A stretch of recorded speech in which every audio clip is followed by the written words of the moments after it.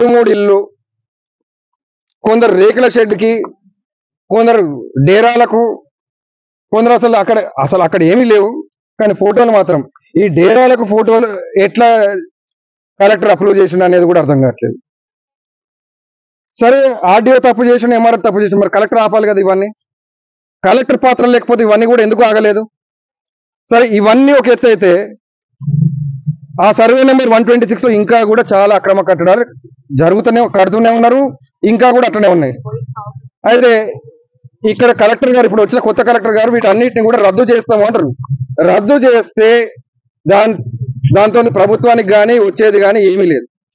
రద్దు చేయడం కాకుండా ఈ పంచాయత్ సెక్రటరీ ఎవరైతే దొంగ ఇంటి పన్ను రసీదులు ఇచ్చిండ్రో వాళ్ళ దగ్గర నుంచి మొదలు పెడితే ఈ దొంగ డాక్యుమెంట్లు తయారు చేయడానికి ఎవరెవరైతే హెల్ప్ చేసిండ్రో, ఫోర్జరీ చేసిండ్రో, ఫోటోషాప్ చేసి మార్ఫింగ్ చేసిండ్రో వారిపైన ప్రతి ఒక్కరిపైన యాక్షన్ తీసుకోవాల్సిందే. అదే కాకుండా వాళ్ళని సస్పెండ్ చేయాలి. వెంకట్రావు అంటే ఆయన ఏడున్నా లేకపోతే ఇక్కడి నుంచి పోయిన ఆర్డీఓ ఏడున్నా కానీ వారిని తక్షణమే విధుల నుంచి తప్పియాలి. ఎందుకంటే వాళ్ళు ఈడ చేసిన పాపాన్ని, ఈడ చేసిన తప్పుని వేరే దగ్గర వాళ్ళు ఉద్యోగం చేస్తే ఈ తప్పుని కరెక్ట్ చేసినట్టే వాళ్ళు కూడా.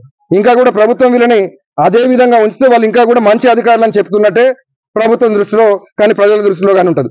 ఇక్కడ చాలా మంది నిరుపేదలు ఎవరైతే గత 20 ఏళ్ల నుంచి 30 ఏళ్ల నుంచి కూడా ఈడ కట్టుకొని ఇంకా కూడా రెగ్యులరైజ్ చేసుకుందామని అనుకుంటే కూడా ఒక్కరికి కూడా వాళ్ళ కరెంట్ బిల్లు ఉన్నా వాళ్ళకి ఏమున్నా కానీ ఈ రోజు వరకు రెగ్యులరైజ్ చేయలేదు.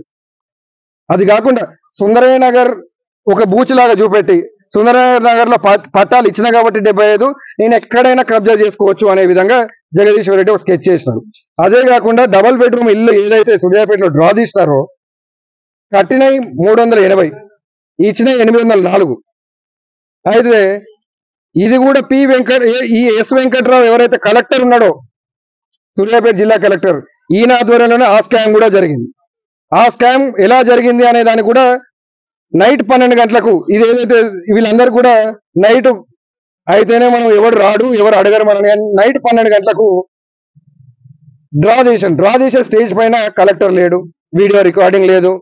బాధితులు చాలా మంది మీరు స్టేజ్ పైన టిఆర్ఎస్ పార్టీ నాయకులు ఉన్నారు, కార్యకర్తలు ఉన్నారు, మున్సిపల్ కమిషనర్ సరిగ్గా తీయట్లేరు అని చెప్పినా కానీ మున్సిపల్ కమిషనర్ చెవిలో ఏ పేరు చెప్తే డ్రాలో అదే పేరు వచ్చినట్టు. గతంలో ఇక్కడ సంకినేని వెంకటేశ్వర గారు ఇదే TV9 ముఖంగా ఇక్కడ ఒక ప్రోగ్రామ్ జరుగుతుంది, అందులో కూడా క్లియర్ గా ఎవిడెన్స్ ద్వారా చెప్తే కూడా అప్పటి ప్రభుత్వం అప్పటి ఎంపీ బడుగు లింగ యాదవ్ గారు కూడా ఏమన్నారు, లేదు ఎంత బూటగా మేము చాలా పారదర్శకంగా ఎవరు చేయలేని విధంగా మేము సూర్యాపేటలో చేసినామని చెప్పింది. ఇప్పుడు మరి జరిగిన స్కామ్ అనేది ఆర్డీఓ ఒప్పుకుంటూనే ఉన్నాడు, కలెక్టర్ కూడా ఒప్పుకున్నాడు. ఇక్కడ సూర్యాపేటలో డబల్ బెడ్రూమ్లలో స్కామ్ జరిగింది అంటే కట్టిన ఇల్లు తక్కువ ఇచ్చిన ఎక్కువ. ఆ డబల్ బెడ్రూమ్లు 804 ఏవైతే ఉన్నాయో అవి కూడా రద్దు చేయాలి. ఎందుకు రద్దు చేయాలి అంటే అవి ఇల్లీగల్ పద్ధతిలో డ్రా తీయడం జరిగింది కాబట్టి అవి కూడా రద్దు చేయాలి. భారతీయ జనతా పార్టీ తరఫున ఈ ఎవరైతే ఉన్నారో పోస్ట్ డాక్యుమెంట్ తయారు చేసిన వాళ్ళు కానీ లేకపోతే దీనికి సూత్రధారులు కానీ పాత్రధారులు ఎవరెవరైతే ఉన్నారో కలెక్టర్ దగ్గర నుంచి జగదీశ్వర్ రెడ్డి కానీ ఆర్డీఓ కానీ వీళ్ళందరిపైన కూడా లీగల్ గా యాక్షన్ తీసుకోవాలి. వీళ్ళపైన అక్రమంగా ఇవన్నీ చేసినందుకు, తప్పులు చేసినందుకు వీళ్ళ పైన కేసులు ఫైల్ చేయాలి. అప్పుడే ఈ పోరాటం భారతీయ జనతా పార్టీ ప్రజల తరఫున చేస్తున్న ఈ పోరాటం ఆగుతుంది. అప్పటి వరకు కూడా ఈ 2 డబుల్ బెడ్రూమ్లలో కానీ ఈ భూముల విషయంలో కానీ ప్రభుత్వం ఒకవేళ ఎటువంటి చర్యలు తీసుకోకపోతే మా కార్యాచరణ చాలా కఠినంగా ఉండబోతుంది. తప్పకుండా భారతీయ జనతా పార్టీ తరఫున ప్రతి పేదోడికి న్యాయం జరిగేంత వరకు ప్రతి అడుగుడికి అది డబుల్ బెడ్రూమ్ ఇల్లు కానీ అది ఇట్లాంటి పట్టా కానీ ఏదైనా కానీ వచ్చేటట్టు భారతీయ జనతా పార్టీ కొట్లాడుతుంది. హయాంలో జీవో నెంబర్ 58, 59 అని ఒక 2 జీవోల ప్రకారం నిరుపేదలు ఎవరైతే ప్రభుత్వ భూమిలో ఇల్లు లేని వారు ఇల్లు కట్టుకొని నివసిస్తుంటే, అంటే ఇల్లు అంటే పక్కా ఇల్లు, అది బేస్మెంట్ ఉండి స్లాబ్ కానీ రేకుల షెడ్ కానీ దానికి ఉండి కరెంట్ కనెక్షన్ ఉండి అది కూడా 2014 ముందు అక్కడ ఇల్లు కట్టుకొని ఉంటేనే వాటిని రెగ్యులరైజ్ చేస్తాము అనేది ప్రభుత్వం చెప్పింది. కానీ ఇక్కడ జగదీశ్వర్ రెడ్డి అనే మంత్రి, అంటే అప్పుడు మంత్రిగా ఉన్న టైంలో సూర్యాపేట ఎమ్మెల్యే ఏం చేస్తున్నాడంటే ఒక సుమారు 90 నుంచి 100 మందికి కూడా సర్వే నెంబర్ 126లో ఇల్లు లేకున్నా కానీ 2014కు ముందే అక్కడ ఇల్లున్నట్టు మార్ఫింగ్ చేసి కొన్ని ఫోర్జ్డ్ డాక్యుమెంట్స్ తయారు చేసి ఇళ్ల పట్టాలు మంజూరు చేయడం జరిగింది. అంటే మంజూరు చేయడానికి జగదీశ్వర్ రెడ్డి ఏం చేసిందంటే ఇక్కడున్న లోకల్ ఎంఆర్ఓ చివెంల ఎంఆర్ఓని, అప్పటి ఆర్డీఓని, అప్పటి జిల్లా కలెక్టర్ ఎస్ వెంకట్రావుని, ఈ ముగ్గురు కలిసి వెంకట్రావు కలెక్టర్ బంగ్లాలో నైట్ 12 గంటలకు కూర్చొని ఇవన్నీ కూడా అంటే లాగిన్ నైట్ 12 గంటల నుంచి అని నేను ఎందుకు క్లియర్గా చెప్తున్నా అంటే ఎంఆర్ఓ ఆఫీస్ లాగిన్ లో ఎప్పుడు లాగిన్ అయినరు, ఎక్కడి నుంచి లాగిన్ అయినరు, ఏ టైంకి అప్లోడ్ చేసినారు, ఏ ఫైల్ అయినా కానీ అది మీ సేవలో మీరు అప్లోడ్ చేసిన డాక్యుమెంట్ కూడా ఏ టైంలో డౌన్లోడ్ చేసిన అనేది కూడా టైంతో సహా ఉంటుంది అందులో. అయితే ఇక్కడ జరిగింది ఏంటి అంటే కొంతమంది జెడ్పీటీసీ, ఎంపీటీసీ, వార్డు మెంబర్లు, అలాగే బీఆర్ఎస్ ముఖ్య నాయకులు, జగదీశ్వర్ రెడ్డి బినామీలు, కొందరు రియల్ ఎస్టేట్ ఏజెంట్లు, కొందరు 100 గజాలు కాకుండా సుమారు 1900 గజాలు, 1000 గజాలు, ఇంకొందరికి 1000 గజాలు, కొందరికి 700 గజాలు, కొందరికి 800 గజాలు, కొందరికి 460 గజాలు, 430 గజాలు. అంటే జియో నెంబర్ 58, 59 ప్రకారం ఏంటంటే జియో నెంబర్ 58లో ఎక్కడ కూడా 150 గజాలకు లోపు ఉన్న వాటికి ఫ్రీగా రెగ్యులరైజ్ చేస్తారు. వాటిని వాళ్ళు ఎప్పుడు కూడా అమ్ముకోలేరు అనే ఉద్దేశంతో ఏం చేసినంటే జియో నెంబర్ 58లో ఉంటే మేము ఈ ల్యాండ్ని, ఈ భూమిని మేము అమ్మలేం కాబట్టి 150 గజాలున్నా, 130 గజాలున్నా, 120 గజాలున్నా వాటిని 59 జియో కింద పెట్టి అప్పటి కలెక్టర్ కూడా ఇది ఏం జరిగింది అని తెలిసినా కానీ ఇల్లీగల్ గా చేసిండు అని చెప్పడానికే 58లో చేయాల్సిన వాటిని కూడా 59లో చేశాడు. అదే కాకుండా 2000 అంటే ఇప్పుడు కొందరి ఏజ్ అలా ఎరకల కౌశిక్ రెడ్డి అని ఒక అతను ఉన్నాడు. అతను ఎవరంటే జగదీశ్వర్ రెడ్డికి బినామీ. జగదీశ్వర్ రెడ్డి గుంటగండ్ల సునీతారెడ్డి గారికి వాళ్ళ చెల్లె కూతురు ఎవరో కానీ చెల్లె కొడుకు, వాళ్ళది ఖమ్మం నుంచి ఆయన డేట్ ఆఫ్ బర్త్ చూస్తే 92 ఉంది, 1992 కూడా అడవిలోకి వచ్చి ఈడ అప్పట్లోనే ఇల్లు కట్టిండంట ఆయన. మరి ఈడ జగదీశ్వర్ రెడ్డికి టికాణా లేని టైంలోనే 2013లోనే ఎరకల కౌశిక్ రెడ్డి అన్నట్టు ఆయన వచ్చి ఆయన 20 ఏళ్ల వయసులో కష్టార్జితంతో ఈడ గూడి చేస్తే పాపం ఇప్పుడు మాయమైంది, అది కనపడకుండా పోయింది ఈడ. అయితే ఇక్కడ మీరు చెప్పిన 100 ఇళ్లలో నిజంగా బాధితులు, నిజంగా ఎవరైతే రెగ్యులరైజ్ చేయాలో వాళ్ళలో చాలా మంది ఉన్న వాళ్ళ అన్ని రిజెక్ట్ అయినాయి. కొందరికి జెన్యున్ గా ఉన్న వాళ్ళకు 14 మందికి మాత్రమే యాక్సెప్ట్ అయినాయి. ఇప్పుడున్న కొత్త కలెక్టర్ గారు కానీ, ఆర్డీఓ గారు కానీ, ఎంఆర్ఓ గారు కానీ వాటిపైన ఎంక్వైరీ చేస్తున్నాం, వీటన్నిటిని రద్దు చేస్తామంటున్నాం. ఇక్కడ రద్దు చేయడం అనేది పాయింట్ అసలు కానే కాదు. గవర్నమెంట్ ని మోసం చేసినందుకు, గవర్నమెంట్ ఆస్తిని దొంగ పత్రాలు సృష్టించి కొల్లగొట్టినందుకు సుమారు 10 ఎకరాల నుంచి 15 ఎకరాల భూమి అనుకోవాలి. ఎందుకంటే అందరి పేరు పైన 200 గజాలే ఉన్నాయనుకుంటే కొందరి పేరు పైన 1000 గజాలు, 2000 గజాలు దాకా కూడా ఉన్నాయి. కాబట్టి ఈ సుమారు 10-15 ఎకరాల ల్యాండ్ అంటే అదే కూడా గుట్టలో ఆ ల్యాండ్ కాస్ట్ ఇప్పుడు ఆ గుట్టని మొత్తం తొలగించి ముందుకు రావడానికి అది ప్లాన్ ఉండే. అక్కడ చూస్తే 4 నుంచి 4.5 కోట్ల రూపాయలు ఎకరం ఉంది ఇప్పుడు అక్కడ. అయితే రియల్ ఎస్టేట్ వెంచర్లు కూడా అక్కడ కొన్ని చెరువులు కబ్జా చేసి వెంచర్లు చేసినారు. వాటిని కూడా ఇదే కలెక్టర్ పైసలు తీసుకొని రెగ్యులరైజ్ చేసినారు, ఏది వెంచర్ల కోసం. ఇక్కడ చూసుకుంటే ఫోర్జరీ డాక్యుమెంట్ 2013లో అందరూ 2 నెలల్లో 3 నెలల్లోనే ఈ ఇల్లు కట్టుకున్నా అని చెప్పిన వాళ్ళందరూ కూడా కూడలో అప్పుడు వీడియో రాజశేఖర్ రెడ్డి గారు ఉండే.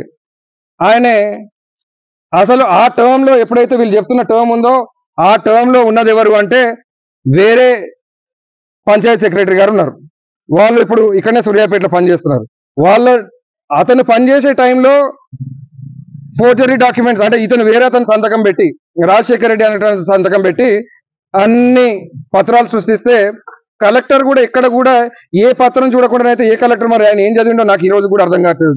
ఏ పత్రం చూడకుండానే 1900 గజాలకు ఆయనకున్న అధికారం ప్రకారం ఆయన చేయాల్సింది 250 గజాల లోపు మాత్రమే, 250 గజాల వరకు మాత్రమే. అయినా కానీ వాళ్ళ దగ్గర కూడా లంచం తీసుకున్నాడు ఇదే కలెక్టర్. ఒక్కొక్క దగ్గర 1,00,000 తీసుకున్నాడా, 50,000 తీసుకున్నాడో తెలియదు. కానీ అంత చీప్ చిల్లర్ గాడు ఎస్ వెంకట్రావు అనే కలెక్టర్. ఎందుకంటే ఆ వెంకట్రావు అనే కలెక్టర్ లేకపోతే ఫ్లైఓవర్లో స్కామ్, డబుల్ బెడ్రూమ్ ఇళ్లలో స్కామ్, అట్లా ప్రతిదీ ఏది ఎక్కడ కనిపిస్తే ఎన్ని విధాలుగా గాలిని కూడా స్కామ్ చేసేటట్టు స్కెచ్లు గీసుకొని సూర్యాపేటకు వచ్చాము. కానీ ఈ స్కామ్ బయటపడుతుందని ఆయన ఏ రోజు కూడా అనుకోలేదు. నేను ఆర్టీఐ ద్వారా ఈ అంత ఇన్ఫర్మేషన్ రావడానికి సుమారు నాకు 6 నెలల టైం పట్టింది. గతంలో సంకినేని వెంకటేశ్వరరావు గారు పత్రికాముఖంగా 100 సార్లు చెప్పింది, ఇట్లా ప్రభుత్వ భూమిని అన్యాక్రాంతం అవుతుంది, చాలా మంది కబ్జా చేస్తారు, వాటిని బీఆర్ఎస్ పార్టీకి సంబంధించిన వాళ్ళు రెగ్యులరైజ్ చేసుకుంటున్నారంటే అప్పుడు బీఆర్ఎస్ జగదీశ్వర్ రెడ్డి కానీ ఇంకొందరు కానీ ప్రతిపక్షాలన్నీ ఉట్టి ఆరోపణలు చేస్తున్నాయి, వాటిలో ఎటువంటి వాస్తవం లేదని చెప్పినారు. కానీ ఇక్కడ చూస్తే అది 100% కబ్జా జరిగింది. జరిగిన దానికి మేజర్ సూత్రధారి జగదీశ్వర్ రెడ్డి అయితే దీని కింగ్ పిన్, దీని మొత్తం కూడా దగ్గరుండి పర్యవేక్షణలో నడిపించింది collector S Venkatrao, RDO Jagadish Reddy, అదే కాకుండా ఎంఆర్ఓ చివెంల. అయితే ఇందులో అతిపెద్ద వింతలు ఏంటంటే ఇల్లు లేకపోవడమే వింత అయితే, ఏదైనా కానీ ఫీల్డ్ వెరిఫికేషన్ జరగాలి. ఫీల్డ్ వెరిఫికేషన్ జరగాలి అంటే ఆర్ఐ చేయాలి. ఆర్ఐ ఫీల్డ్ వెరిఫికేషన్ చేయకుండా కలెక్టర్ అప్రూవల్ ఇవ్వద్దు, కలెక్టర్ డిజిటల్ సిగ్నేచర్ పెట్టొద్దు, కలెక్టర్ ఇవన్నీ కూడా తప్పుడు డాక్యుమెంట్లను కొట్టిపడేయాలి. అయినా కానీ ఆర్ఐ సిగ్నేచర్ ఏడలేకున్నా, వెరిఫికేషన్ ఏడలేకున్నా కానీ ఎక్కడో ఎవరింట్లోనో పోయి ఒక ఫోటో దిగి ఇదే ఇల్లు కుడకూడలో ఉన్నట్టు జియో ట్యాగింగ్ చూపెట్టి, ఎందుకంటే అన్ని కూడా వాళ్ళ చేతుల్లో ఉండే కాబట్టి ఈ అన్ని కూడా మేము అక్కడి నుంచే తీసినాం అన్నట్టు చూపెట్టాను. కానీ ఇక్కడ ఇందులో అతి పెద్ద వింత ఏంటంటే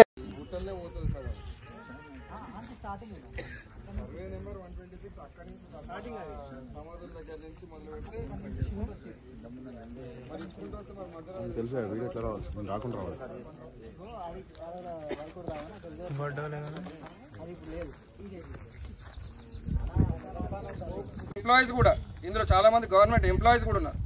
అదే గవర్నమెంట్ ఎంప్లాయీస్ కూడా వాళ్ళ పైన కూడా యాక్షన్ తీసుకోవాలి. యాక్షన్ తీసుకోవడం అంటే ఓన్లీ వీటిని రద్దు చేస్తే కాదు, 90 కానీ వేరే వేరే దగ్గర ఇంకా సూర్యాపేటలో కూడా కొన్ని ఉన్నాయి, ఇవన్నీ రద్దు చేస్తే కాదు, వీళ్ళందరిపైన యాక్షన్ తీసుకున్న రోజే మేము ఈ పోరాటాన్ని తప్పకుండా హైకోర్టుకి వెళ్ళి దీంట్లో 100% దీనిపైన ఒక పిటిషన్ ఫైల్ చేయడం జరుగుతుంది. ఇందులో జగదీశ్వర్ రెడ్డి సూత్రధారిగా ఉన్నాడు కాబట్టి దీన్ని తప్పకుండా కూడా కేంద్ర ప్రభుత్వ దృష్టికి తీసుకెళ్ళి ఎంత కఠినంగా శిక్షించగలుగుతారో, అలాగే జగదీశ్వర్ రెడ్డి బినామీ ఆస్తులు, బినామీ పేర్లు ఏవేవైతున్నాయో ఇలా సగం మంది అదే బినామీలు ఉన్నారు. ఈ బినామీలని ఆ జగదీష్ రెడ్డిని సూర్యాపేటలో పేదోళ్ళకు న్యాయం జరిగేంత వరకు, ఎంతమంది పేదోళ్ళు 2013కు ముందు ఇల్లులు కట్టుకొని కూడా వాళ్ళకి రెగ్యులరైజ్ కాకుండా ఉన్నాయో వారికి కూడా తప్పకుండా ప్రతి ఒక్కరు కూడా రెగ్యులరైజ్ చేసేటట్టు చేస్తాం. అదే కాకుండా డబల్ బెడ్రూమ్ డ్రా, అది కూడా ఇదే ఫ్రాడ్ వెంకట్రావు గారు, ఇదే ఫ్రాడ్ వెంకట్రావు ఆ డబల్ బెడ్రూమ్ డ్రా అక్కడ నిల్చొని తీయాల్సిన డ్రాని అదే వెంకట్రావు అక్కడ నిల్చొని చేయకుండా మున్సిపల్ కమిషనర్ పి రామాంజుల్ రెడ్డిని పెట్టి స్టేజ్ పైన ఒక డ్రామా ఆడి ఆ స్టేజ్ పైన కౌన్సిలర్లకు సంబంధించిన వాళ్ళ భర్తలు లేకపోతే కౌన్సిలర్కి సంబంధించిన ఇంకా వేరే వేరే వాళ్ళ చుట్టాలందరూ కలిసి కమిషనర్ చెవిలో ఏ పేరు చెప్తే అదే పేర్లు డ్రా చేయడం జరిగింది. ఆ డ్రాని కూడా ఏదైతే 803 కట్టిన ఇల్లు 300 చిల్లర, తీసిన 804 లబ్ధిదారులు అని చెప్తున్నారు. ఆ 804 కూడా రద్దు చేసేంత వరకు, ఎందుకంటే అవి న్యాయబద్ధంగా జరగలేదు, వాళ్ళు న్యాయబద్ధంగా జరిగిందనుకుని ఎంతమంది అనుకున్నా కానీ ఆ 804 కూడా క్యాన్సిల్ చేసేంత వరకు మేము భారతీయ జనతా పార్టీ తరఫున పోరాడుతూనే ఉంటాం. వీరందరికీ శిక్ష పడేదాకా ఈ భారతీయ జనతా పార్టీ పోరాడుతూనే ఉంటుంది.